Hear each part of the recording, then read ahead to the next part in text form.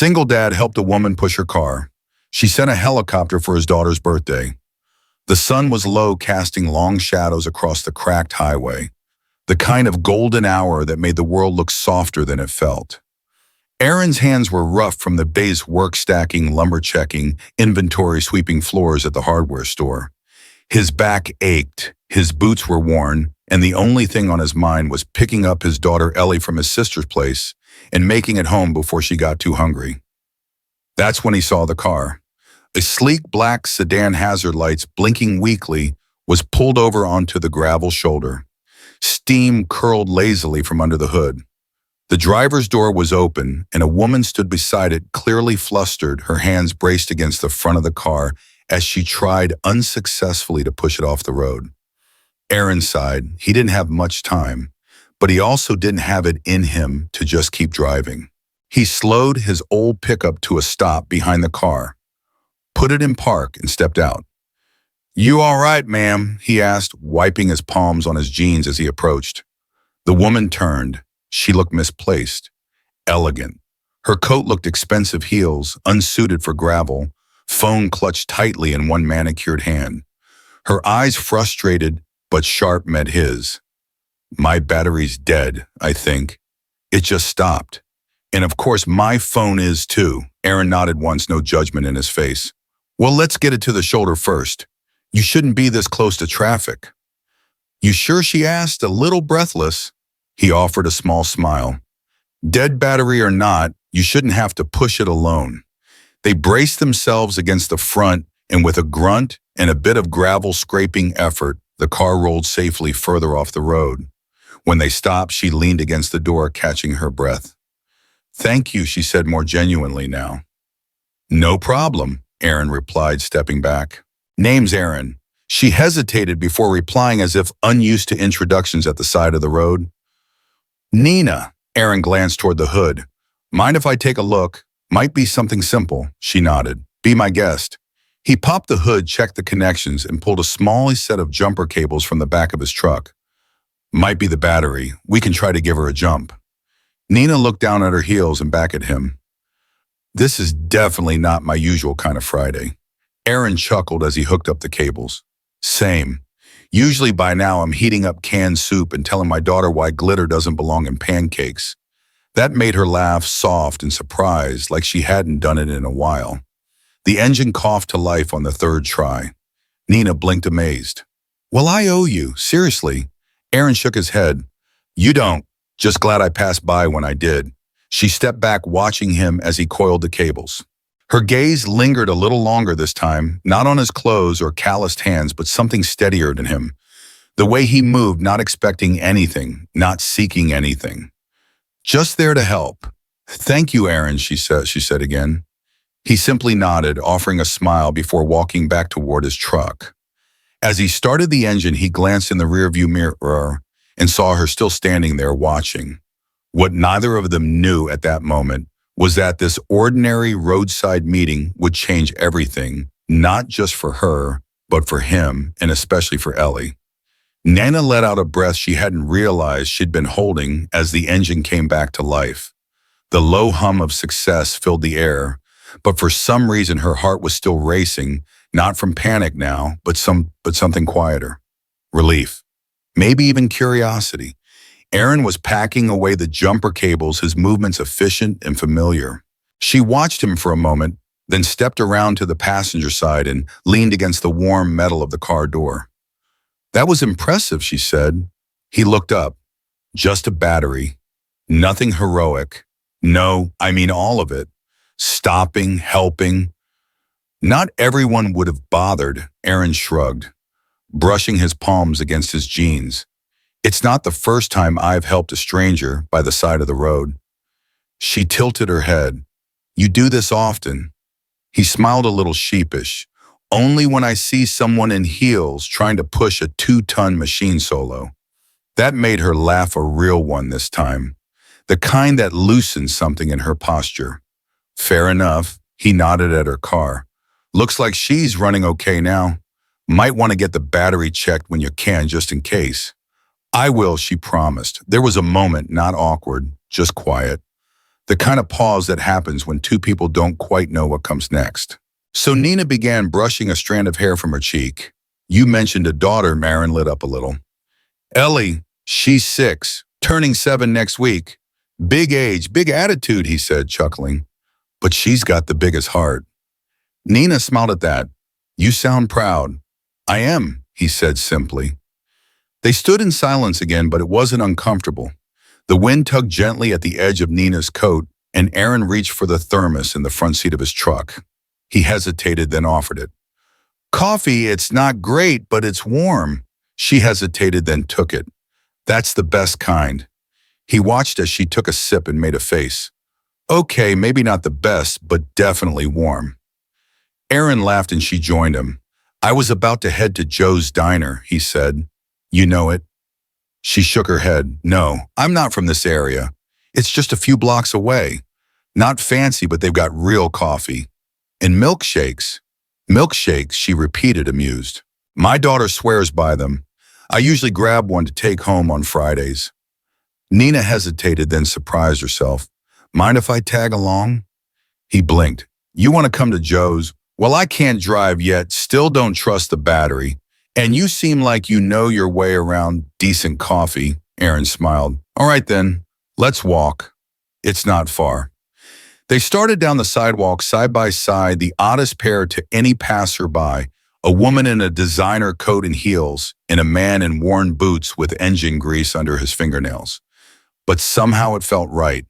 And as they walked toward the diner talking about everything and nothing, neither of them realized that something had already shifted. Not just the car, something much deeper. Joe's Diner sat quietly on the corner, its chipped red door and hand-painted window giving it an air of stubborn charm. The kind of place that never changed because it didn't have to. Inside, the smell of bacon grease and old coffee hung in the air like a familiar song. Aaron held the door open, letting Nina step in first. Heads turned. She was polished and elegant, a clear contrast to the cracked vinyl booths and faded menus. But she didn't flinch. In fact, something in her seemed to ease, like she'd been holding her breath for longer than she knew. Anywhere you like, Aaron said. She chose a corner booth. He slid in across from her, nodding at the waitress who brought over 2 chipped mugs and a pot of coffee without needing to ask. You come here a lot, Nina asked. Pretty much every Friday, sometimes Saturday. Depends on how late I work. He reached for a sugar packet, then paused. You want anything else? She glanced at the menu. What's good? Well, if you ask Ellie, me daughter, it's the milkshake with extra whipped cream and rainbow sprinkles. I think the sprinkles are crucial. Nina smiled. He'll take your word for it. They sipped their coffee in silence for a few moments. Nina let her eyes wander, taking in the old jukebox in the corner, the photos of Little League teams on the wall, and the hand-scrawled specials on the board. So she said gently, Ellie's 7, turning 7, Aaron corrected the smile creeping back into his voice. Next week.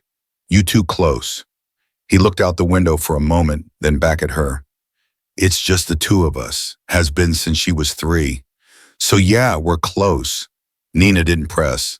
She stirred her coffee slowly, letting the silence fill the space again, not because there was nothing to say, but because some things didn't need words.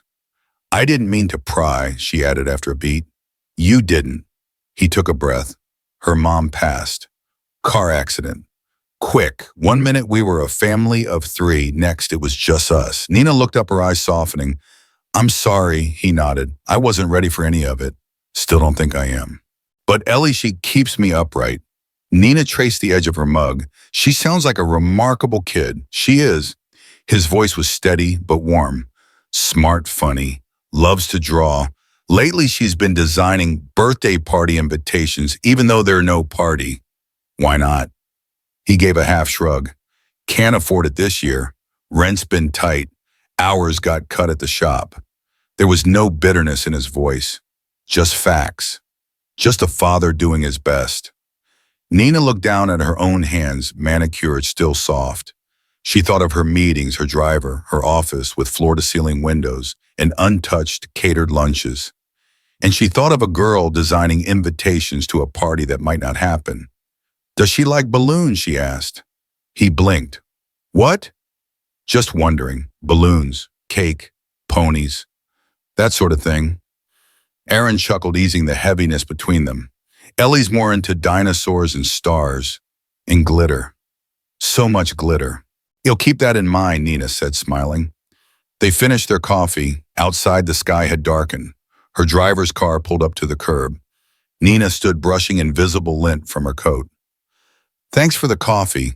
Thanks for letting me tag along, Aaron said, following her out. She paused at the car door, then turned. You're a good dad, he offered a half smile. I try. She opened the door, then paused again. You know, sometimes you meet people at random, but it doesn't feel random. Aaron raised an eyebrow. You think this means something? Nina shrugged with a small smile.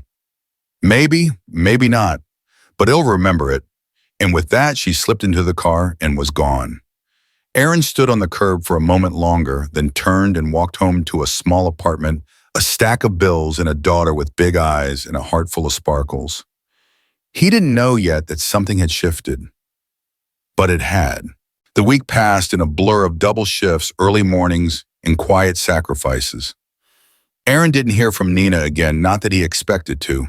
People passed through life like trains at night, brief flickers of light, then gone. Still, her voice lingered in the back of his mind. The way she'd said, "You're a good dad."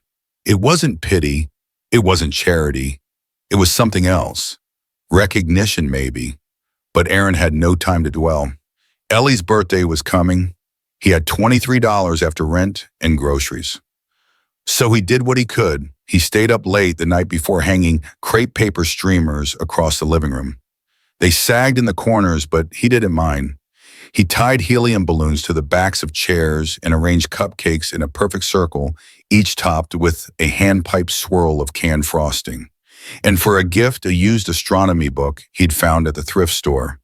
The cover was worn, but the inside sparkled with pictures of planets and stars.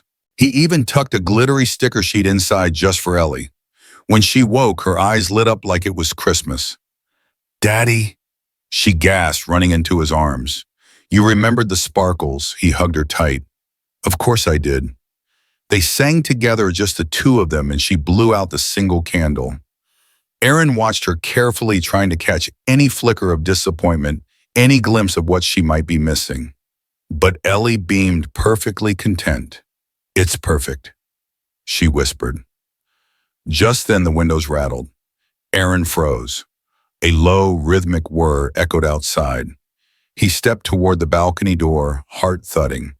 Ellie followed. "What's that noise?" They stepped out onto the tiny slab of concrete that overlooked the neighborhood lot.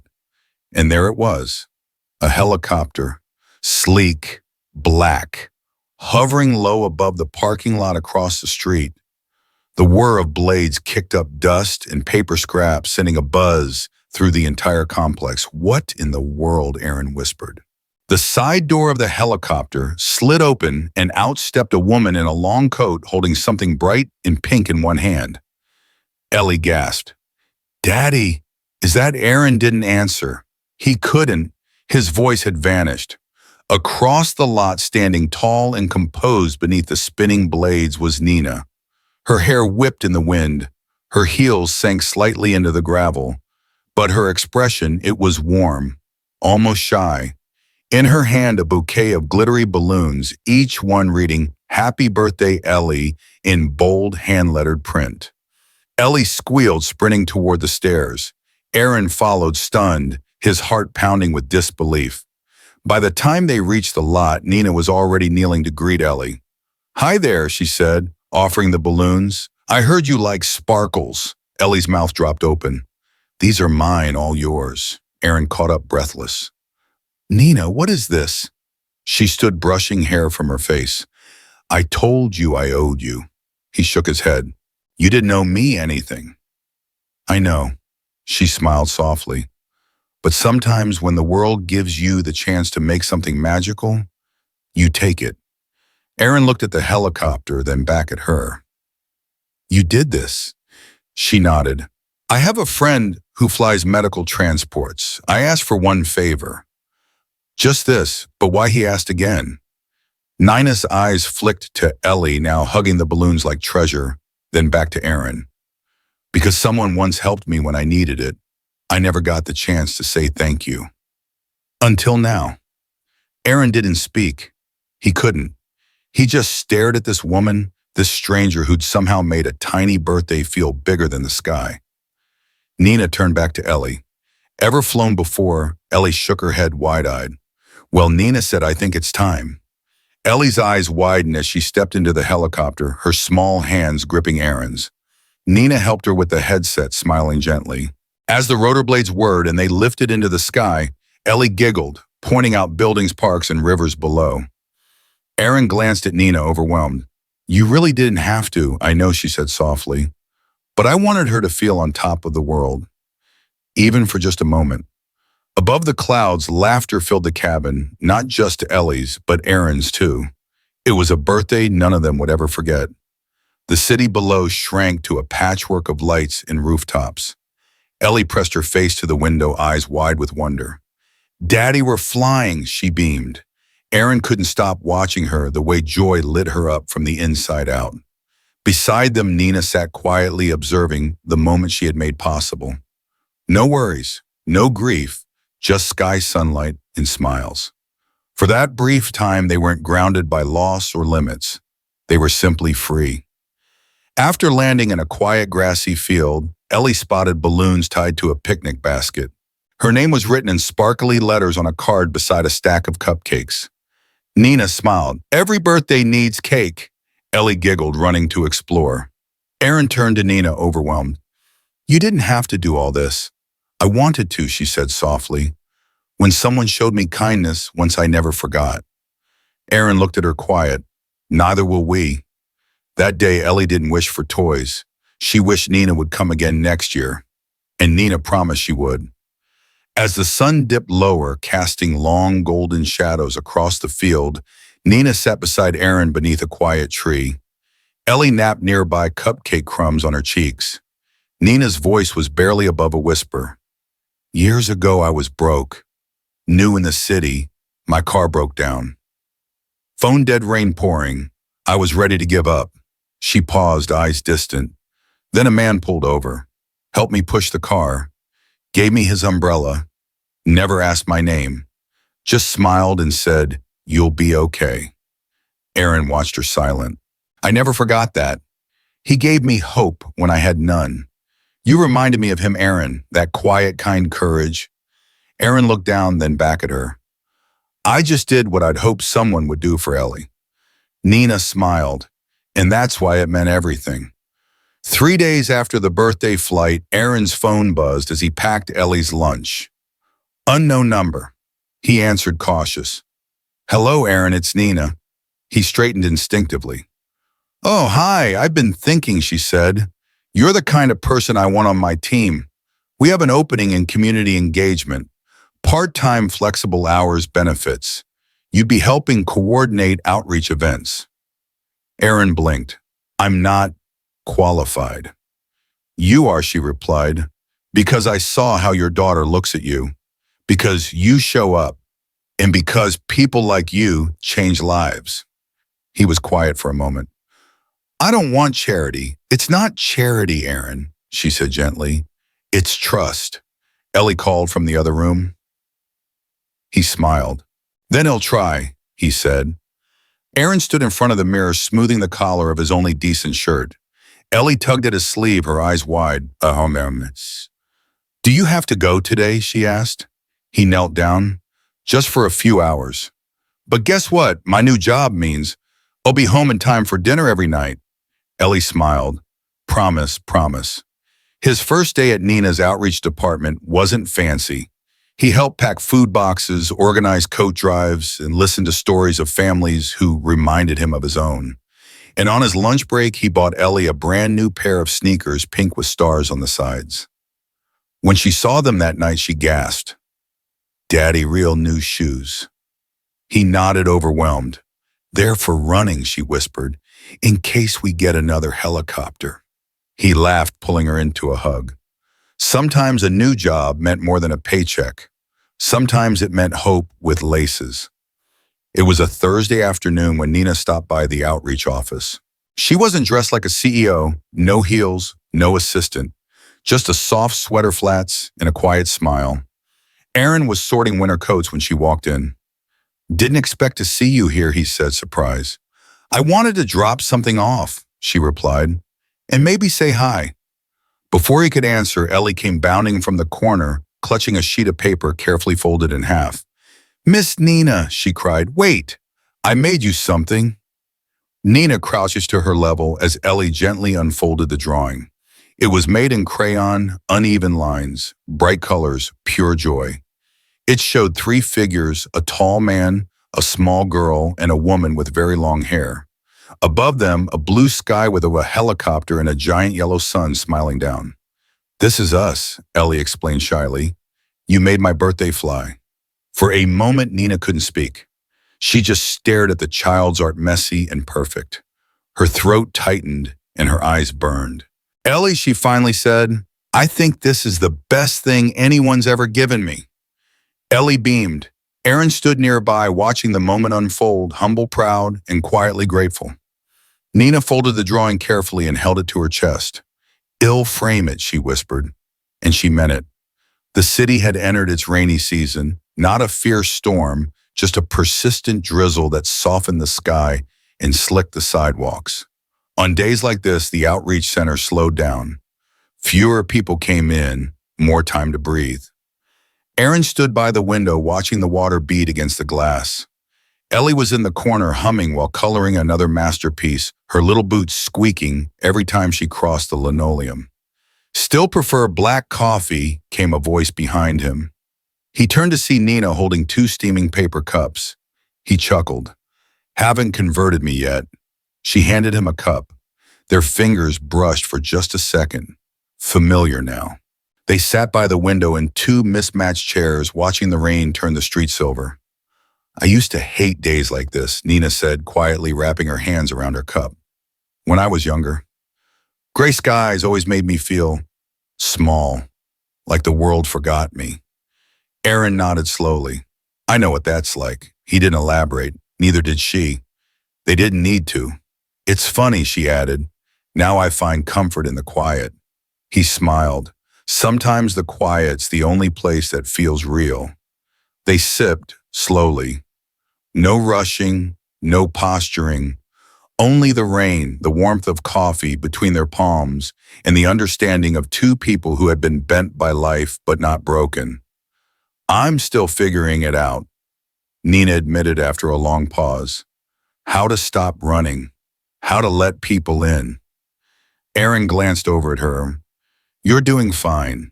You showed up. That counts." She looked at him. Really looked. "So did you." Ellie trotted over, holding up a new drawing of the three of them under an umbrella. "Rainy days are my favorite," she declared. "They make everyone stay close." Neither of them corrected her, because maybe she was right. The hotel was all glass and gold, too shiny, too quiet, too full of people who never seemed to look down when they walked. Aaron stood by the elevator, tugging at the sleeves of his only blazer. He felt stiff, misplaced, like a wrench in a jewelry box. The invitation had come in a sleek envelope, embossed and formal. "Nina Everhart cordially invites you to the annual Everhart Foundation Gala." It was for donors and partners, people who spoke in market trends and never had calluses on their hands. He almost didn't come, until Ellie insisted. "It's a party, Daddy, and you have to go because you helped Miss Nina." So he showed up. But now, standing beneath chandeliers that probably cost more than his apartment, Aaron felt like he'd made a mistake.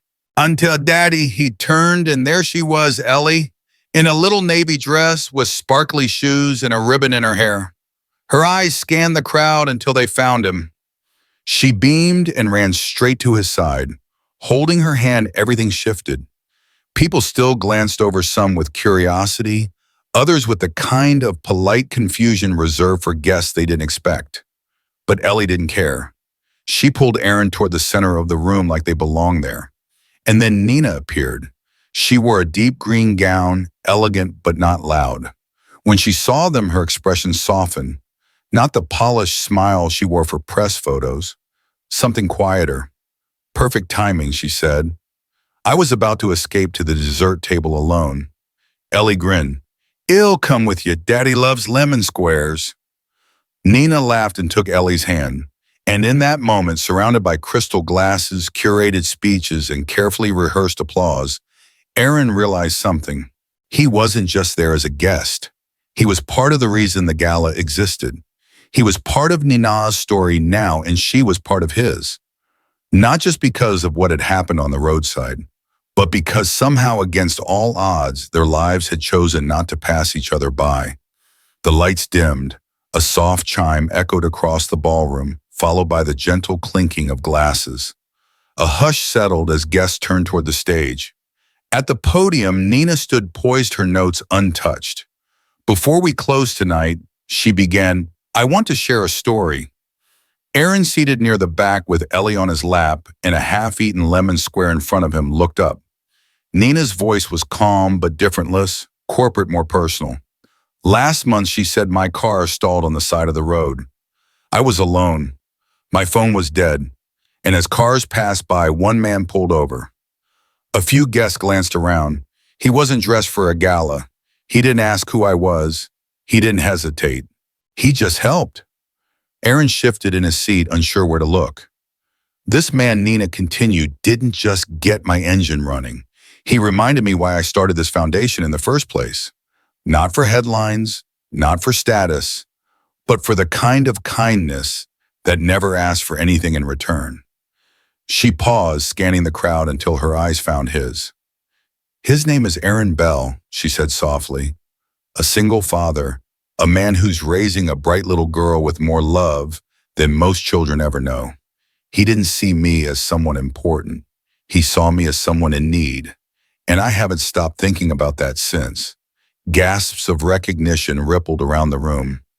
I'm proud to say he now works with us, helping us build programs that actually meet people where they are.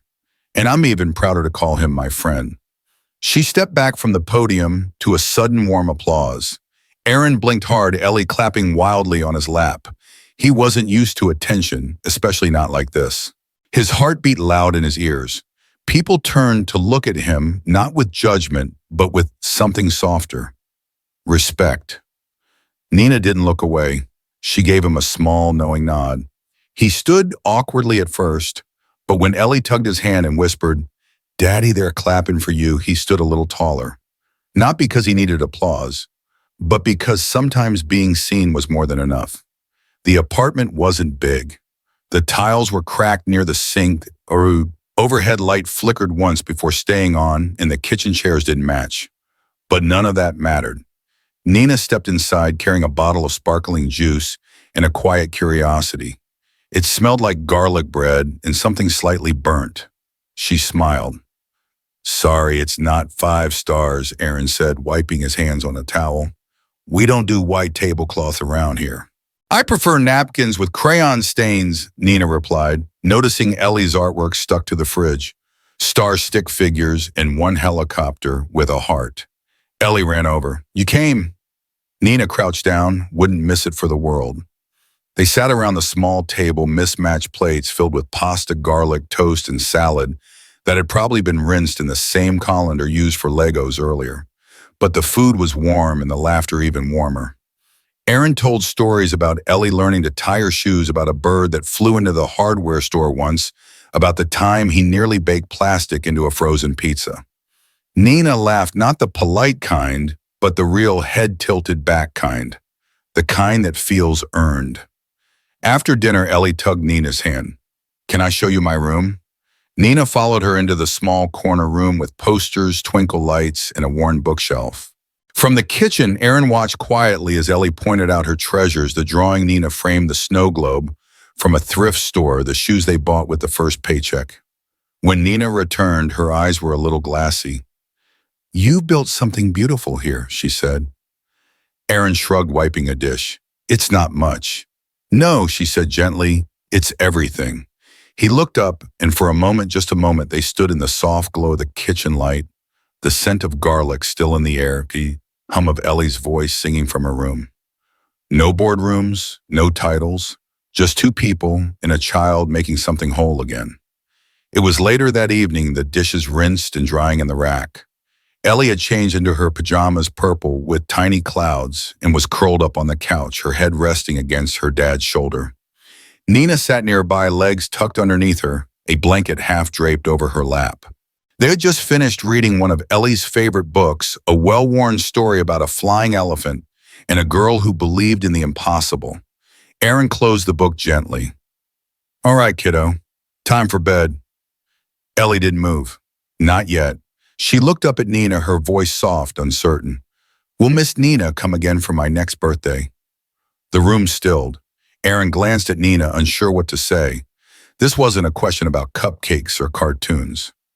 This was a question from a little girl who noticed more than most, who had grown used to people coming and going and quietly wondered who stayed. Nina smiled.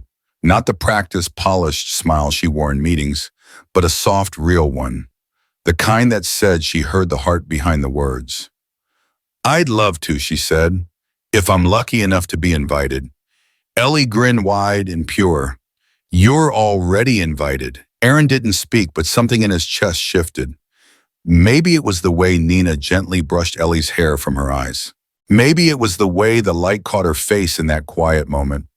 Or maybe it was just the undeniable feeling that somehow, without planning, without trying, they had become something like a family.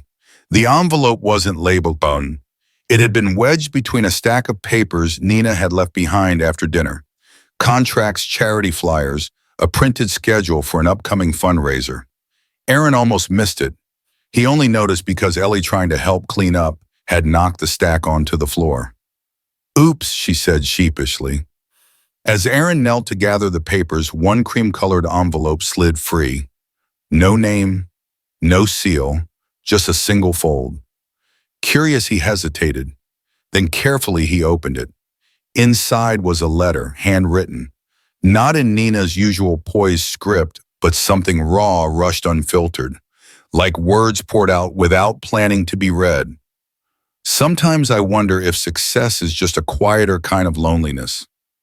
Everyone sees the woman in heels in charge, but no one sees the silence when the doors close. I keep thinking of that little girl's face, the way she hugged me like I'd always belonged. I don't know what this feeling is, but I'm afraid of losing it. Or worse, imagining it when it's not real." Aaron, if you ever saw this, maybe I was braver than I thought, or maybe just foolish enough to hope. Aaron read the words again, slower this time.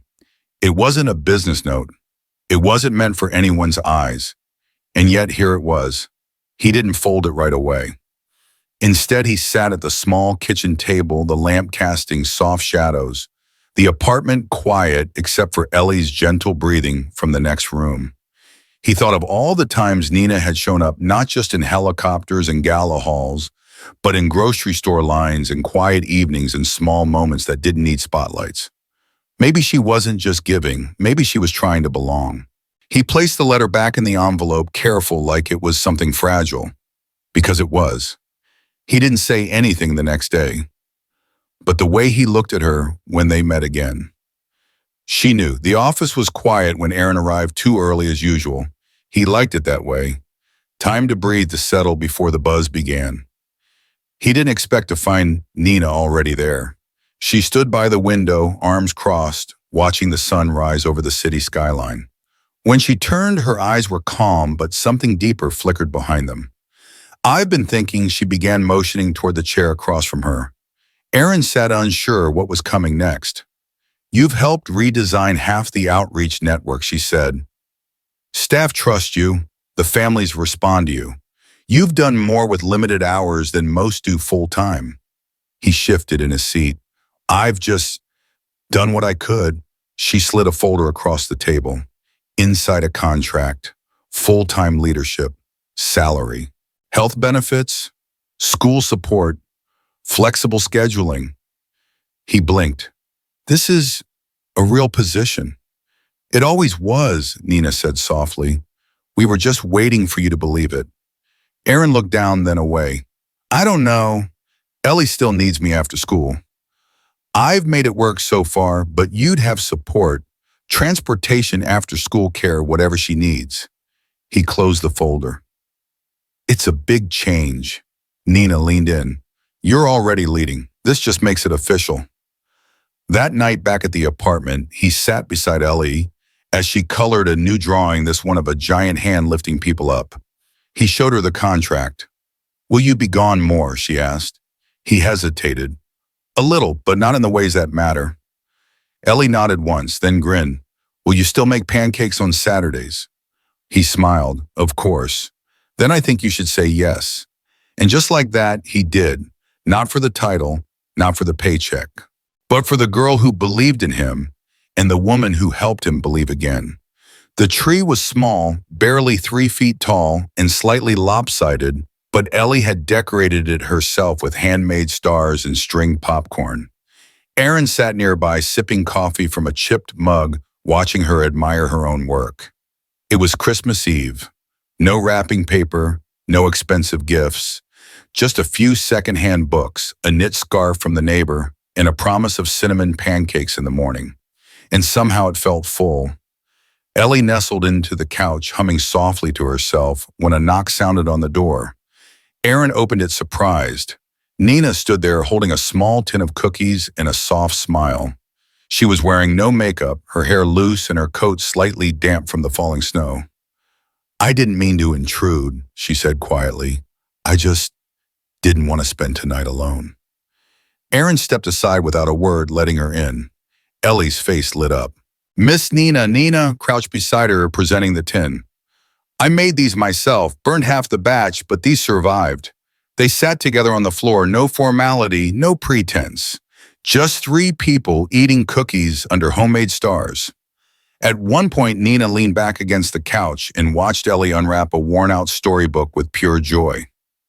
There's no wrapping paper, Ellie said apologetically, tracing the creases on the cover. Nina shook her head. Doesn't matter. Some things don't need to be wrapped to be special.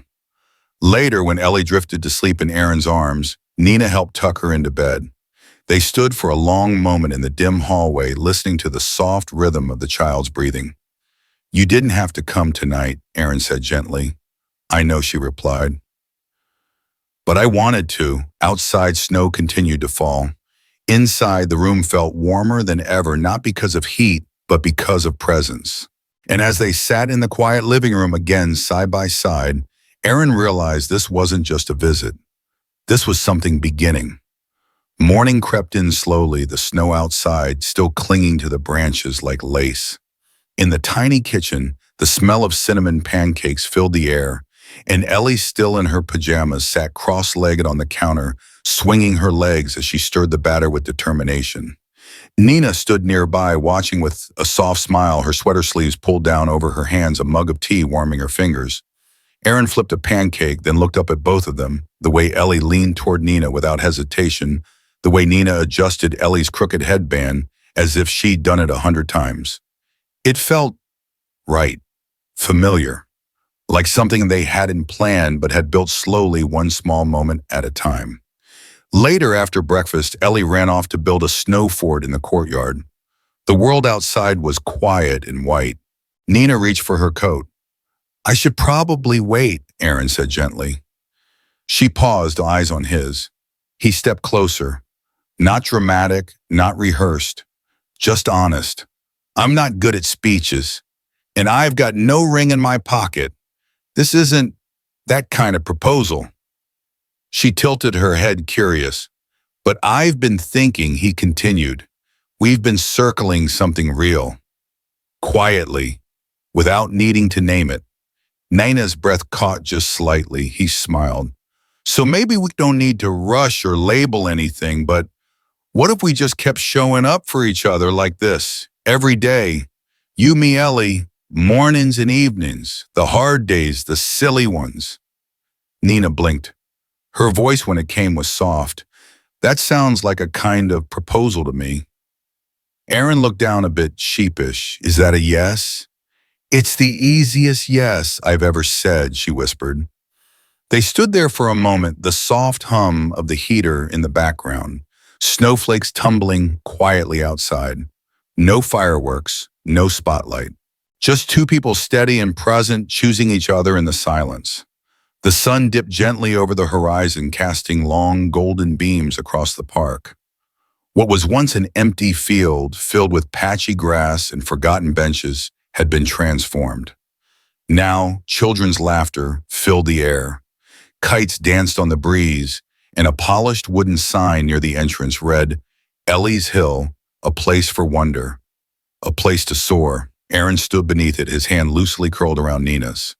Beside them, Ellie darted across the grass in a pink jacket, leading a group of younger kids toward the community garden plot they'd planted weeks ago. Her face was sun-warmed and free, full of light he thought he'd never see again after her mother passed. And just above the soft whirl of rotor blades marked the descent of the helicopter. Not a flashy spectacle this time, but a new tradition. Once a month it landed on the wide-open field to offer free rides for children from shelters, group homes, and struggling neighborhoods. All thanks to a new program Nina had quietly built in Aaron's name.